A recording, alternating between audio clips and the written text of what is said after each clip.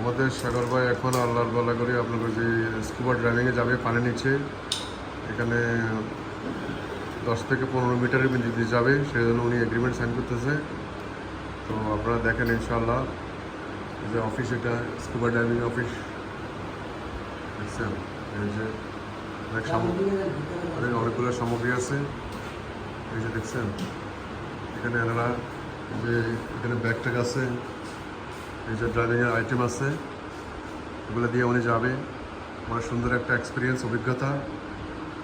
তারপরে এটা হচ্ছে তাদের অফিস। সো এটা হচ্ছে গিয়ে আমাদের এই যে এটা এদের অফিস আর কি। উনি হচ্ছে মালের, আর আমাদের এখানে উনি একজন আছেন আমাদের দেশি ভাই, বাঙালি ভাই, উনিও এখানে গাইড, আই থিঙ্ক সো মনে হয়। এই হচ্ছে কি অবস্থা।